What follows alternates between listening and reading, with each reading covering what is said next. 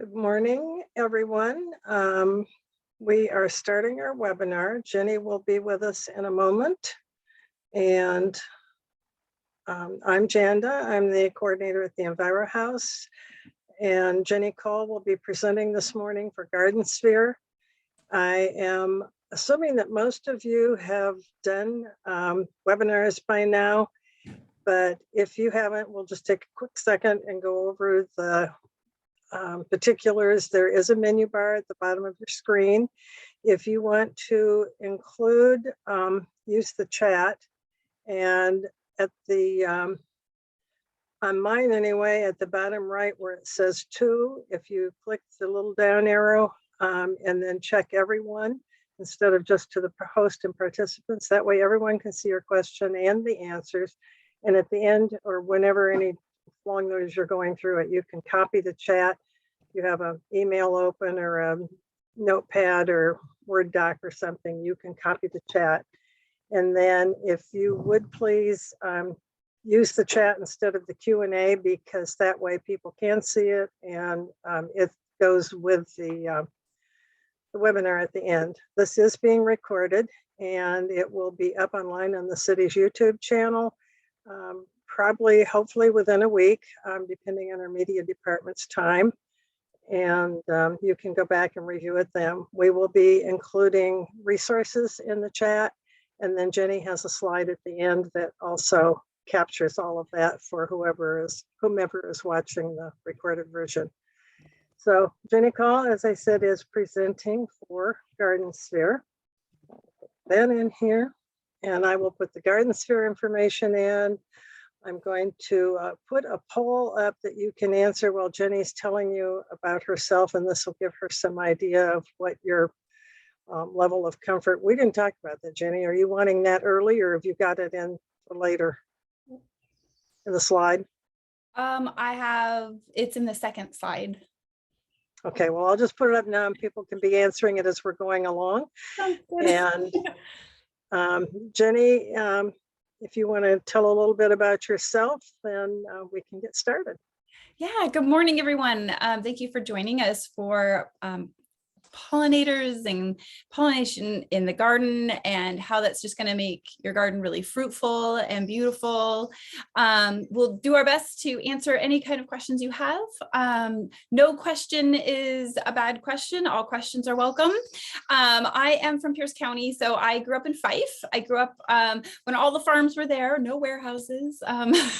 So growing up running through cornfields and smelling that cabbage, the rotting cabbage, it's actually a really fond scent that I have of home. It's a home smell. I'm also a public school educator in Fife as well in Pierce County. So I teach kids in the public school system, but I also I love doing these classes, doing these webinars, because I'm just very passionate about all of these subjects. I have a degree in sustainable agriculture as well, and I do have my own small farm. So my hand is in it all. So I'm very excited to have you all here today. Okay, we will get started. And if you hear the ducks or geese or chickens in the background, that's because they're coming in through Jenny's window. Yeah, Harold is right outside my window. So Harold is my goose. So you might hear him. I am going to go ahead and share my screen with you so we can get started. You want to do the poll results? Sure, go ahead. We'll end that. And if anybody wants to add anything quickly before I end it. Yeah, we can take a peek at those. Okay, cool. So for those who may, if there's anybody calling in and you don't see this, it's Jenny, you should just tell what the results. Yeah, so it was how comfortable are you with pollinators and pollinating gardens? And so some of the choices are very comfortable. You just need a kind of a little refresher. You're somewhat comfortable, ready to learn some more. New to you, you're excited to learn, or you're feeling a little unsure about it, and you're doing the webinar to kind of see if it's something you'd like to do. So, and if you have any other answers to that, you can always type it in the chat, of course. And I'm going to go ahead and share my screen with y'all. All right. There we go. And we will start that. Now, I am going to check that chat periodically. So if you see me moving it around, I'm going to move it around a little bit here. To see, if you have any questions, just pop it in there, and I'm going to stop periodically, check out the chat every couple slides or so, to try to answer any questions you have. Okay, so don't be shy. Don't be shy. So we're doing pollinator gardens for beauty and beneficials, and I am representing Garden Sphere today. I love Garden Sphere. I've been there about 10 years. Wonderful place to work. Here we go. So you already answered this question. So it's nice to see that some of you you're feeling pretty confident, but you want to learn some more, or you're new to it. It's okay if you're just kind of feeling it out too, if you're feeling shy about the poll questions, and that's all right too. But it's all a learning experience. Like, I'm learning things new all of the time as well. So I think in agriculture, when dealing with nature, natural surroundings, the environment, it's all a growing and learning experience every single day. You're going to learn something every day. And I know I learn something every day. So, it's a very cool, dealing with anything in the environment is a pretty cool thing. So we're going to talk about biodiversity a little bit. And biodiversity is all of the things in your landscape, and how the landscape itself is supporting the insects and plants and even the little microbes in the soil, all of the various life cycles that are present in your landscape. So it's that whole ecosystem, because what you're doing is when you're thinking about pollinating gardens, pollinator gardens and the pollinators and everything else, it really is a part of a greater ecosystem. And so even with those plants that you're planting, you're also doing some really awesome things under the soil as well. So which just kind of keeps that ecosystem and that biodiversity and those cycles moving forward and healthy and sustainable. And that's kind of what we're looking for. I just gave a little example of, that biodiversity. So you've got an insect that pollinates the flower, but the flower might create seeds and fruit for a bird. So the bird eats that. But it also, the bird's going to eat the insects, right? Because they are omnivores. And the bird might be eaten by a larger predator, say, something out in the landscape might be eaten by something else. But then the bird also helps spread the seeds. But then you have these insects that are so crucial to all that, the feeding cycle, or those life cycles that are present. So that's kind of what you're thinking about biodiversity in your landscape. Everything is connected in some way to another thing in your landscape. And that's kind of what we're thinking about creating, that's creating those diverse landscapes. It's very, very important for our critters, and it's important for us too. Rick, we do have a whole, I do a whole webinar on mason bees. And I know that is also available, that should be available on the EnviroHouse. So Janice chiming in there. And it's a great webinar. Also, we're still in the mating season. And so you could put those mason bee houses up and really start encouraging them to come in. We're still in that window where they're laying eggs and mating. So good question. So some of our top pollinators are bees, butterflies, moths, beetles, flies. I did not include birds because birds are not, they're in, say, the big top 10, but they are not like up the upper echelon of that. And it's very interesting. So bees, in the United States, we have 4,000 native bees. And we do have a really good number of them here in Washington State, mason bees being one of them, one of our native bees. And so we've got the bumblebees, the sweat bees, carpenter bees, mason bees, leaf cutters. All of those are native to our environment. They really enjoy colors that are yellow, white, blue, and ultraviolet. They really like those colors. So they were more attracted to plants that have those flowers. Another one, I put butterflies and moths in the same category there because butterflies are daytime flyers and moths generally are nighttime insects. So the butterflies, they love full sun, they love protected spaces. So our Oregon grape is very cool because the butterflies will head off they're very bright yellow flowers, and they bloom quite early. So if we have any of those hot days and we have got emergence of some butterflies and moths, they're going to go for those. And that's really bright yellow. Some of our native butterflies are the white butterflies, swallowtail, gossamer, and the sapper. It was so cool. We have so many neat butterflies and moths that are native to our area. Of course, they love purple. You know, I think of the cone flower and that beautiful purple. Cardoon has a beautiful purple flower. You know, they love purple, they love red, and really bright colors. So if you want to attract those, bee balm will attract them, you know, and oh, I just love butterflies. So that's what you're going to do to kind of attract those pollinators into your yard. Beetles. Now, beetles are pretty cool. And there's about, making sure I had my research right. And yeah, there are about 30,000 types of beetles. They love really strong smelling plants. Okay. So sweet shrub is like, whoa, it's really, really potent. They love jasmines, which is interesting. They really like jasmines. Daphnes. Beetles will try to get, if the flowers end up being a little bit larger, the smaller beetles will go into the Daphne flowers because they're like, whoa, that's a potent scent. I really like that. Magnolias, pawpaws, there's pawpaws out now. They've been, you can find them in nurseries the last probably 5 years or so.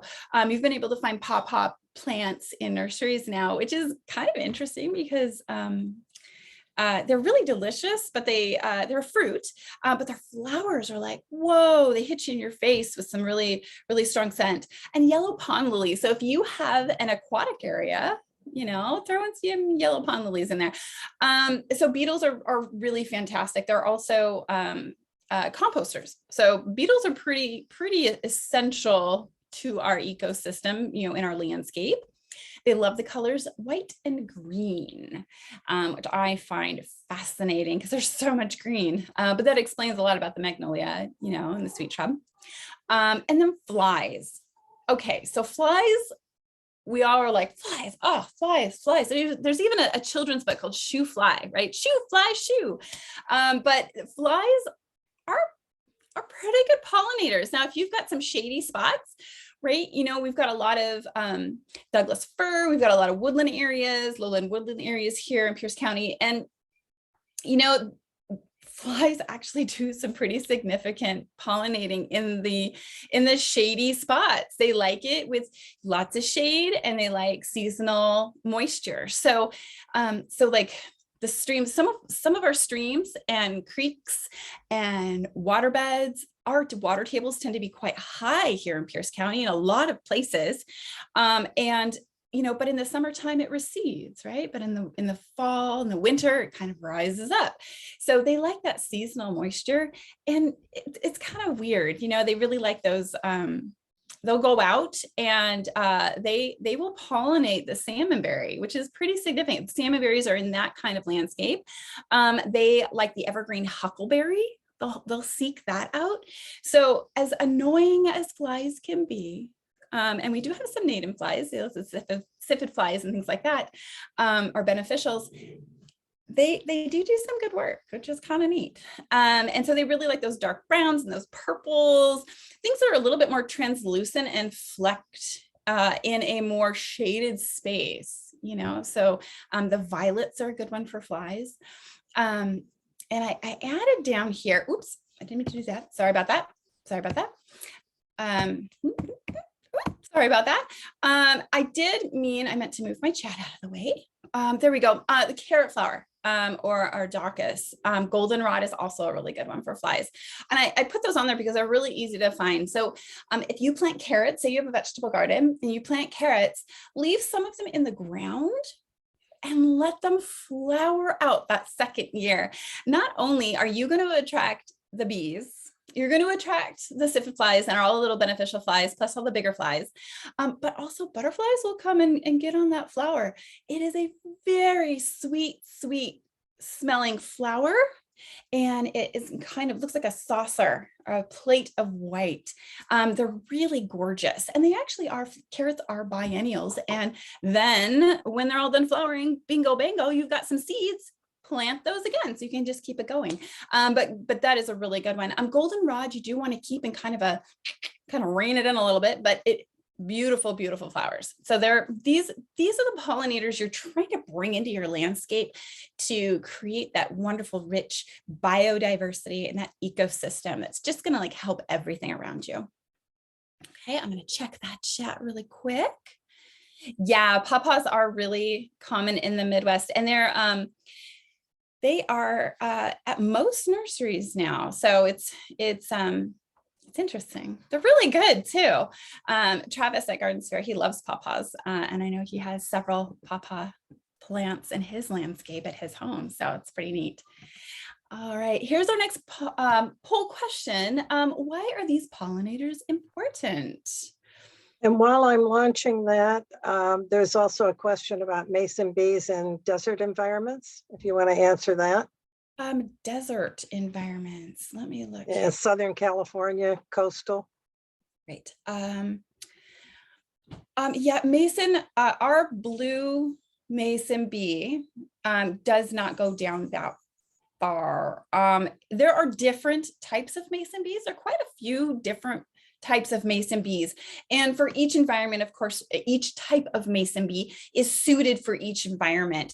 There are going to be mason bees in different environments. And of course, if they're in a desert area, there is going to have to be some kind of water source. They do need a water source, but say, you have lots of plants that, hold water, and then say if something comes in, makes a hole, creates that water source. But I am more well-versed in our Pacific Northwest mason bees. But I do know that there are different types of mason bees in different parts of the country as well. So there's several different types. I mean, even more than several, really.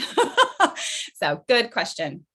And they probably do have varieties down there with all the fruit and grapes and everything else. Yeah, so. I know they do, but yeah. Well, yeah. No, I meant just for the public to check it out. Oh, yeah. If you're headed down that way, for sure. The poll is multiple choice, so you can answer more than one. We didn't have one up there that says all of the above, but you could probably answer all of them if that's what you thought. Yeah. And help plants make seeds, eat pests, feed birds, pollinate flowers, make food, and I don't know. I'm a little unsure. Okay, so almost everybody has answered. We may have somebody on the list that's calling in and doesn't have access or maybe on a phone. So I'm going to go ahead and end the poll and share the results. Great. Oops, sorry about that. There we go. Yep. Cool. A lot of you have very cool. All right. So all of those choices are part of it. So I love Wendell Berry, and his writing is essential to seeing how everything is connected. And he in one of his books, he says, eating is an agricultural act. And because without pollinators and those biodiverse ecosystems, we would not have the wonderful foods that we do. We wouldn't have the luscious sweet apples or those sweet cherries, or the very soft and full of juice, peaches, those types of things, so pollinators are a critical link to our food system.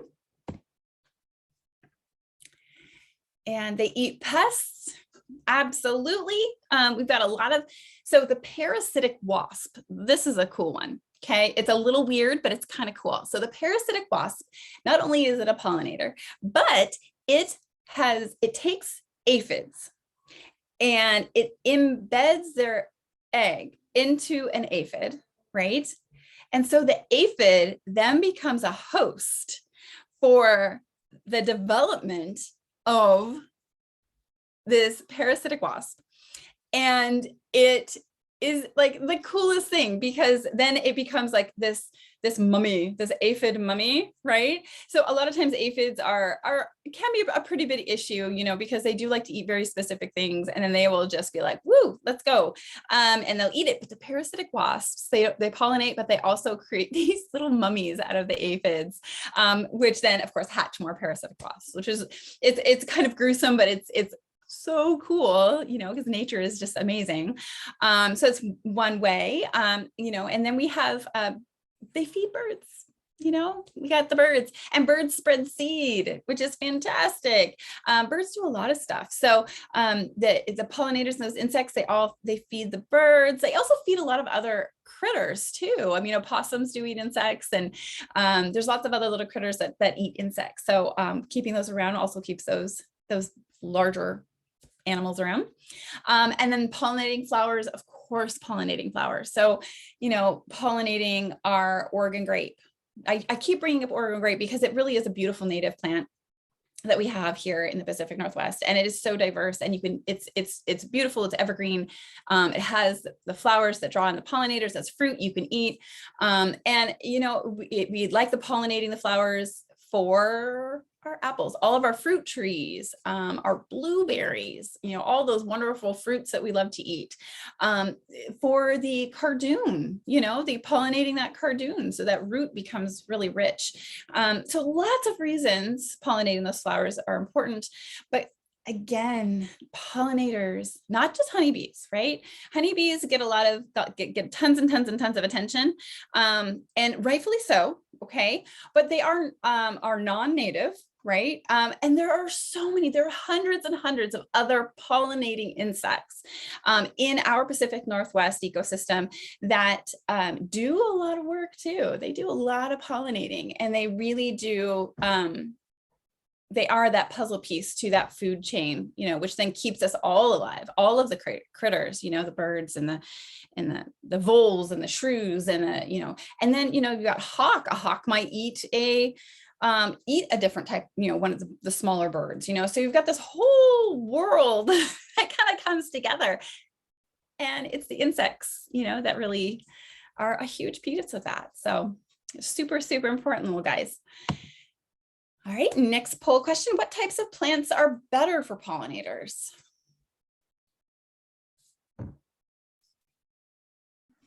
Okay, I've launched that. And so and again, that's multiple choice. We have native plants, perennials, annuals, specialized varieties, and I don't know. I'm going to think about that. I'm going to see how this turns out.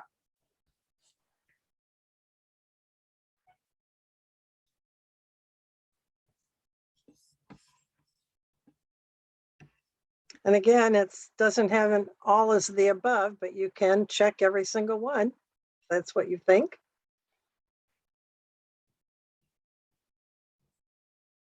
Okay, we have the majority have answered, so I'm going to end the poll and share the results. Great. A lot of answers for natives. Yeah. Yeah, and that's okay to be unsure. That's cool. We're all learners here. Yeah, okay, cool. This is good results. Yeah, native. If you can plant native, it's always a good thing, right? You can plant all. All right, so here's some native plants that are pretty easy to find. And I kind of list them as like height, right? Some of you may not want to do the tall and stick to like the medium lower growers. But you know, the dogwood, that Pacific dogwood is pretty great. I think it's really beautiful. Bitter cherry hawthorns, the Indian plum, vine maple, serviceberry. Serviceberry is really popular, and it does get quite tall if you let it go to its native height. And then we have some medium growers. And so we've got the mock orange. Oh my goodness. If you have never smelled the flowers off of a mock orange, you have to. It is like, oh, it's so sweet. I mean, it's like smelling candy in your nose. Like, it's just so good. The red flowering currant, that is super popular because not only is it gorgeous, but it brings in like a huge slew of pollinators, and it really thrives in most places. Like, it's that red flowering currant is really hard to kill. Lupin, now there's lots of different types of lupin. And really the bumblebees like to get into the lupin flower. They kind of get stuck because they're so chubby, but they they're little black and yellow poof balls, right? But they really do enjoy it. I've watched them kind of squeeze into that flower, and they really like it. The tall Oregon grape, okay, one of my faves. You already know this. I love it. It just looks good all year round, right? And then you can make some really lovely jam out of the berries.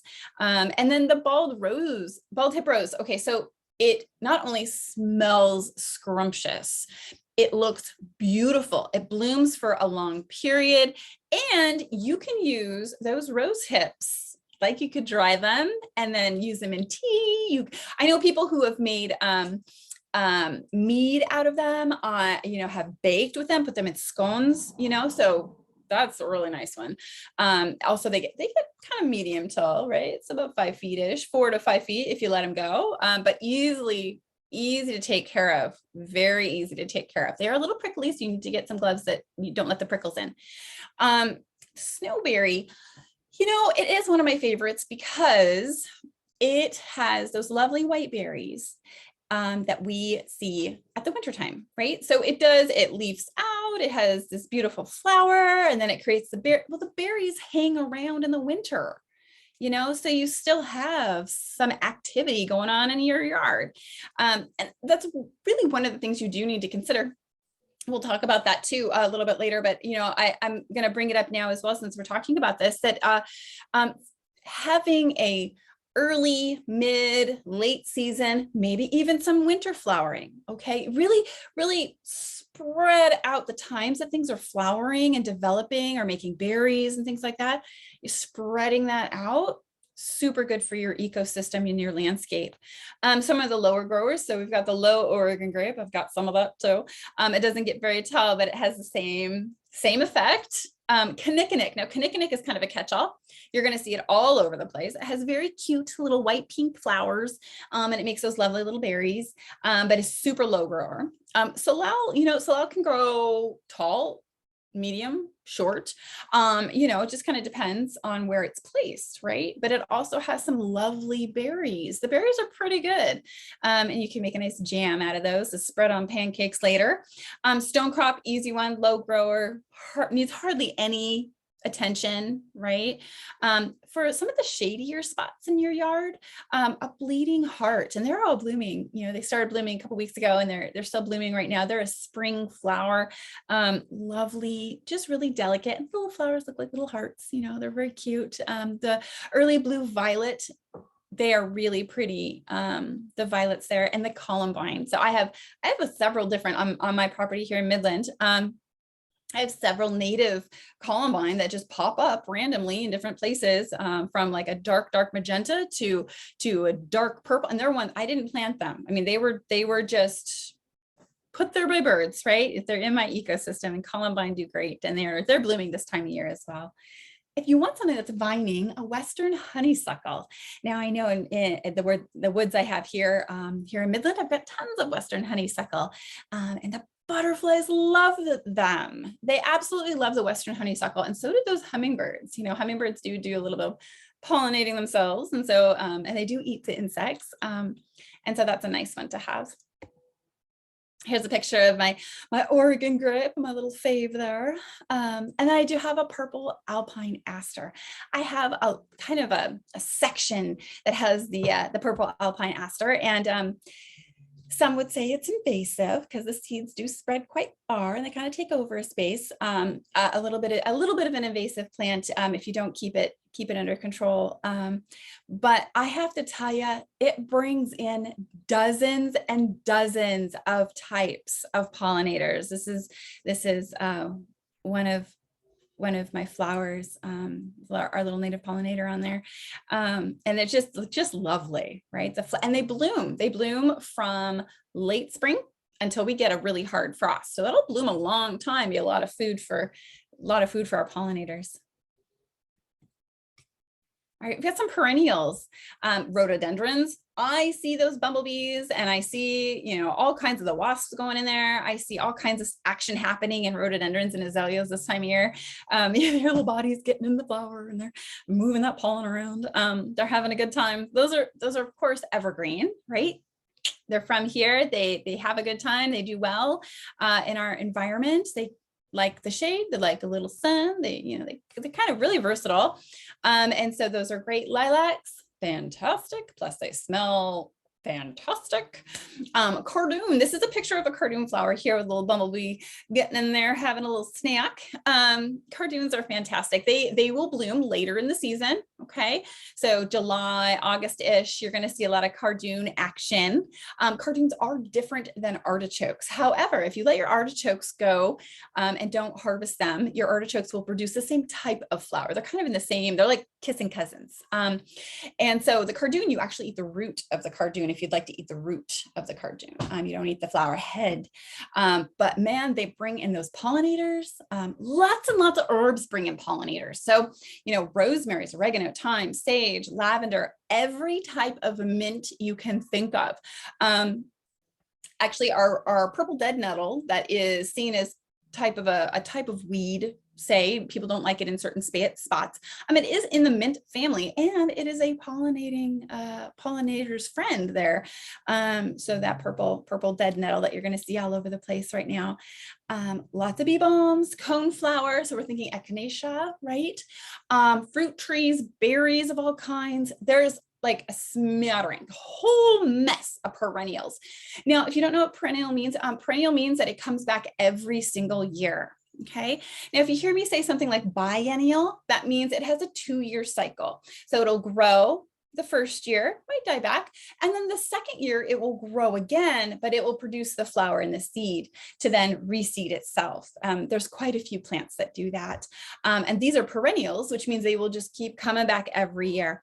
Now, I have fuchsia on the list here. And when I mean fuchsia, I mean hardy fuchsia. Our hardy fuchsia that are perennial here. You can get them in lots of different heights and some really lovely colors.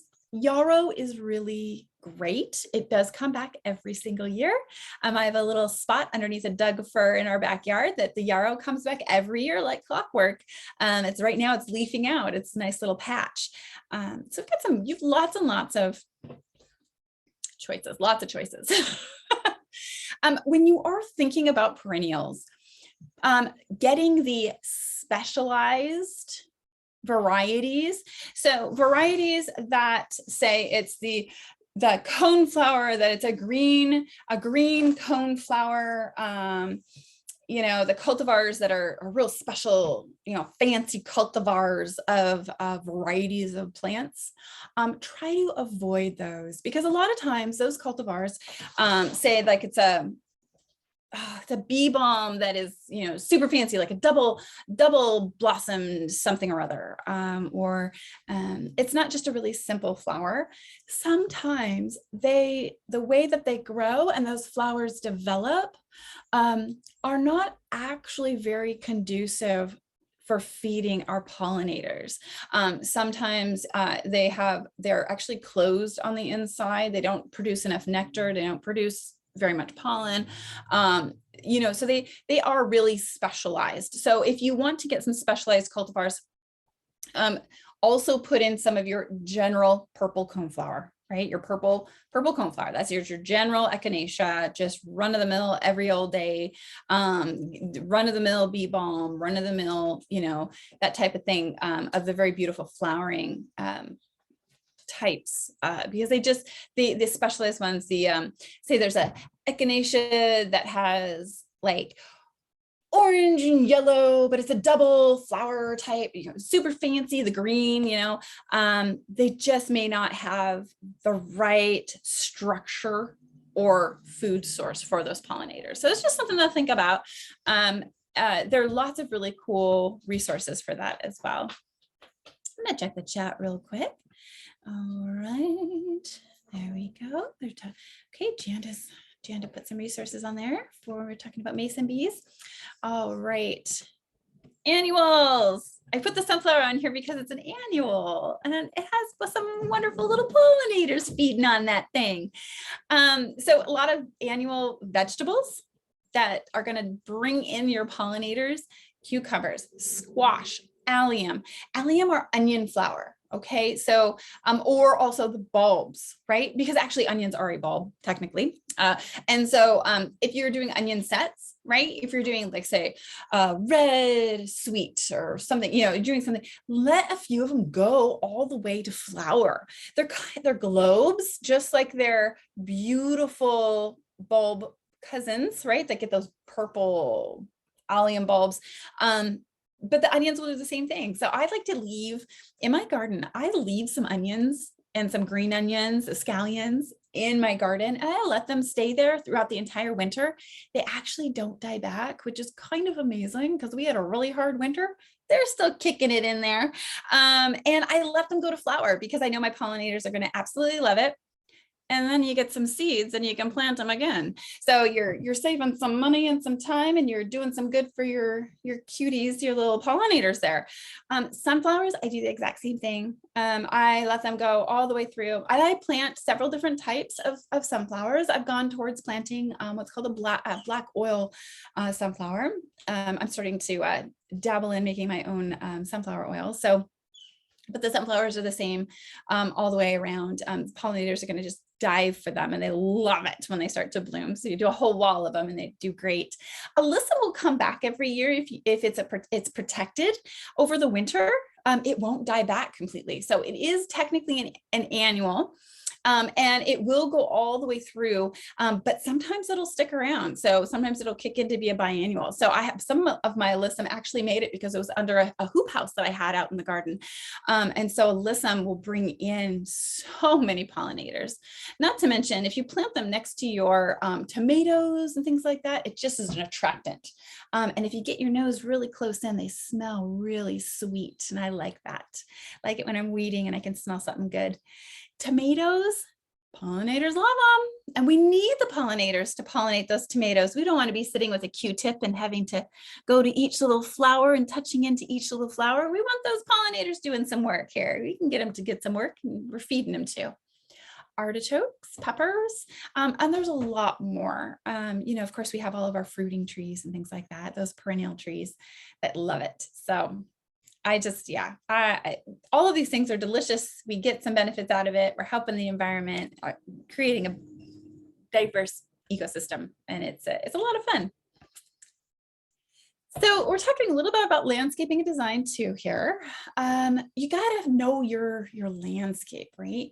You know, spend some time, you know, really looking at where the sun hits. Where do you get full sun all day? Like, where does it hit that you can bank that's going to be about 10 hours of sun in that space? Where are you getting 8 to 6 hours of sun? Where is it really shady? Where maybe you're getting about 4 hours of sun, maybe, and maybe it's just this morning sun where it's really, really mild.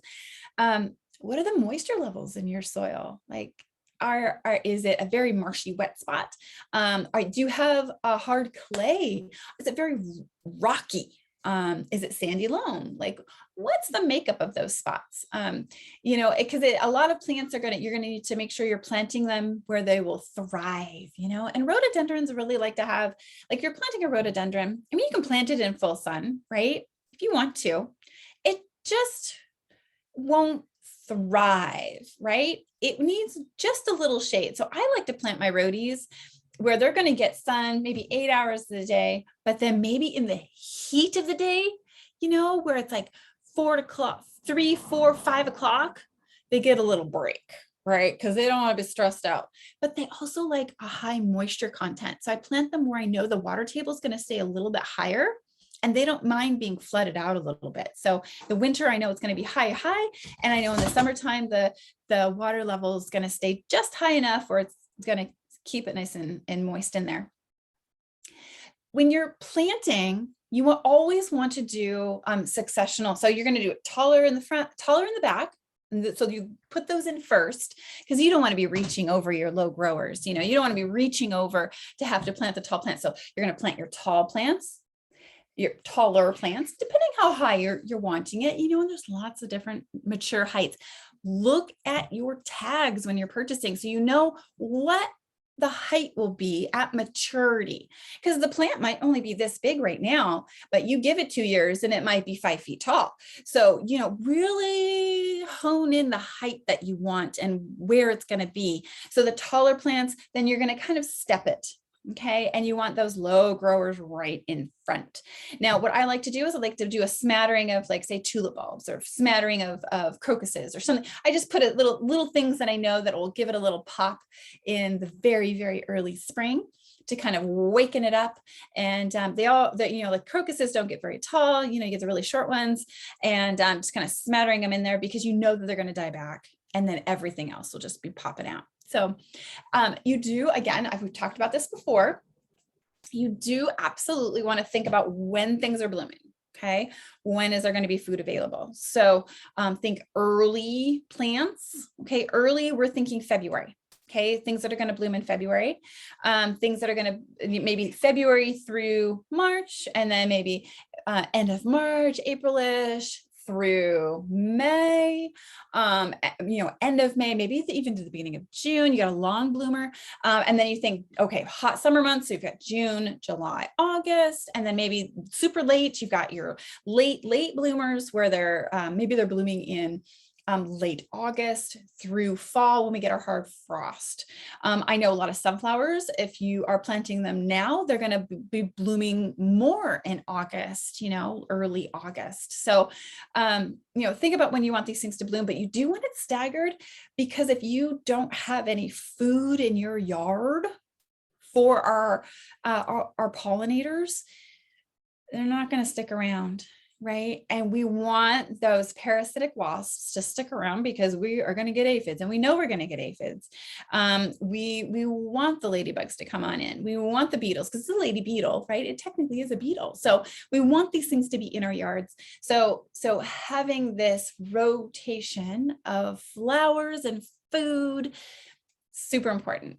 So, really think about it, really check it out. What I like to do is I like to visit a couple of nurseries. If I'm really thinking about a space, think about my light, think about what the soil is like. And I go to like 3 or 4 different nurseries, and I try to hit local nurseries if I can, and depending on what I'm looking for.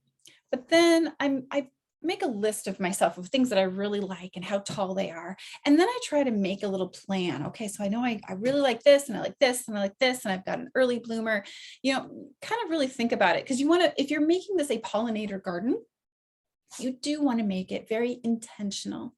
Okay, you want to make it so that you'll have pollinators in your yard all the time, and you're feeding the biodiversity in that ecosystem. Okay, check that chat one more time.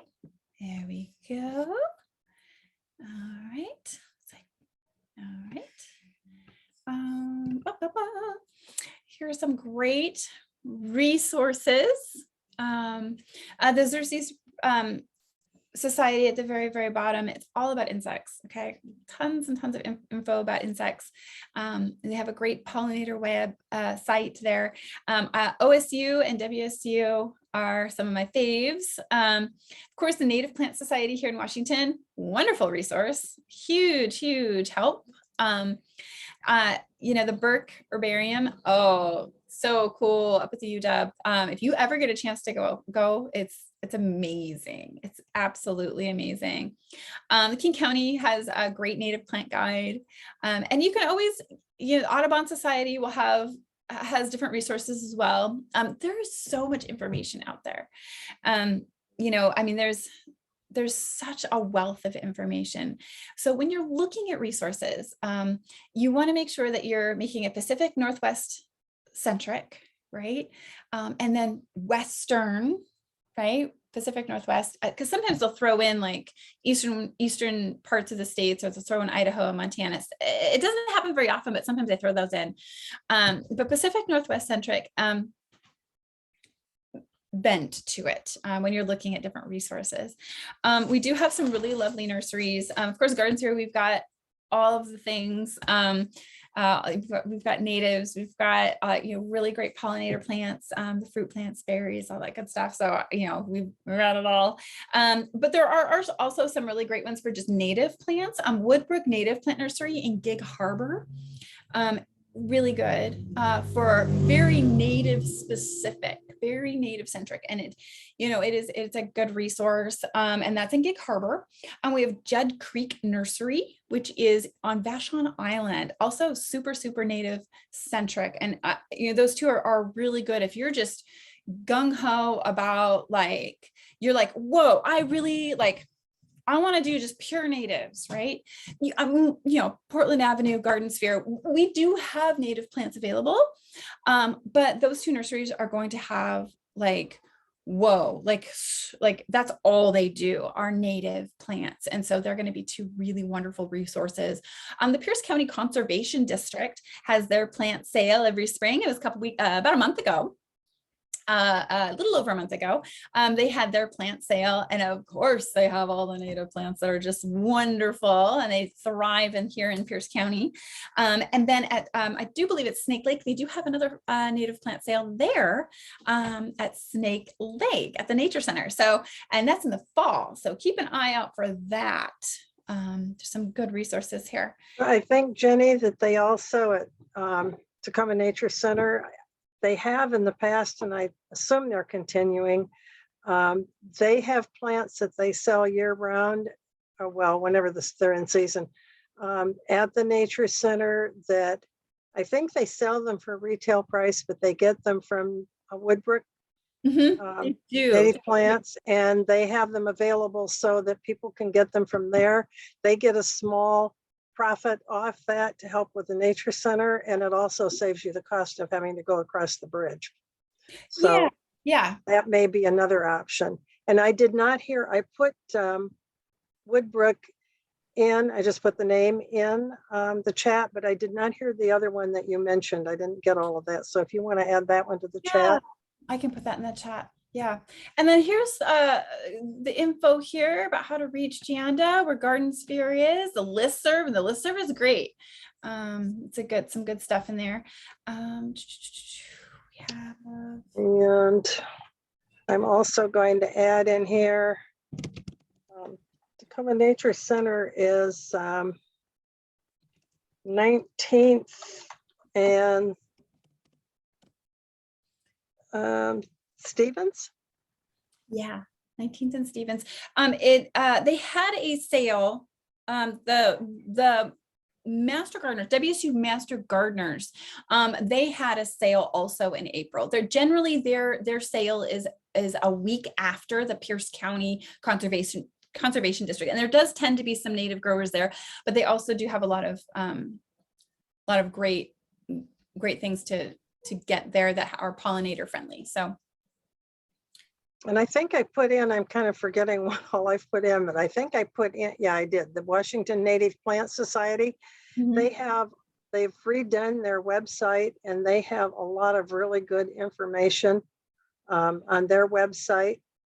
Yeah. So do check that one out, because that's a good resource. Yeah, Lisa, Tyler and Stevens are one and the same. You know how it goes alder, I think it was alder pine to cedar, or alder cedar to pine. It's one of those roads, like 21st turns into something else.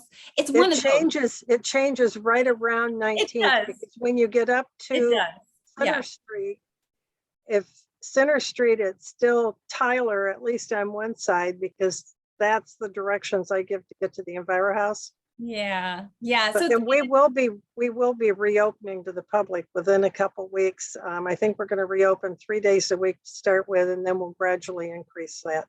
So you can check back with me. My information I'm putting in right now. I put in the link to sign up for additional workshops. We're doing heat pumps, which is really good for cooling when it gets really hot, besides the heating. That's coming up June 4th. We're still trying to come up with one on June 11th. I don't know if we're going to be able to pull that one off or not, but we're trying to do non-toxics for general cleaning. And then June 18th, Jenny will be doing one on using non-toxic solutions for managing weeds and pests. And in July, we'll have Hal Ming with us again doing spices and herbs and preserving, blending, and using those. Hal is fantastic. Yeah. Yeah. And I put in earlier, I'll put this back in again. This is where to see the recorded versions. What did I miss, Jenny? Any of the ones that I should go in? If there are things that, if you have trouble copying the chat, you should be able to copy those. I also have a list of books on native plants, and there are several that are still not native necessarily, that are still good plants that attract pollinators. So if you don't have tools, remember the Tacoma Tool Library. They are open and you can borrow garden tools. Put that one in there. Does anybody have any questions or wonders? And if you want if you want me to email you this whole list in addition to what you can see in the video, send me a message. You can use the link I put in, or you can use a shorter one, which is to the EnviroHouse, and I can email you just a Word doc that has all this on it. So if you have questions, this would be the time. If we don't have a huge number of people in here, so if you have something that you would rather say verbally, you can raise your hand and we'll see if we can unmute you. And otherwise, not hearing from anybody, then I think we're done. Hold on just a sec. Let's give it a sec here. Let's give it a second here. All right, just to make sure. I just want to make sure. I don't like, some people type, and it's like hard to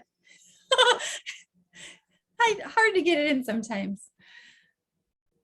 Okay, so I don't see any raised hands. I don't see any questions coming in. So thank you for being here. This will be up on the city's YouTube channel. That link is in there and we'll have it up hopefully within another week.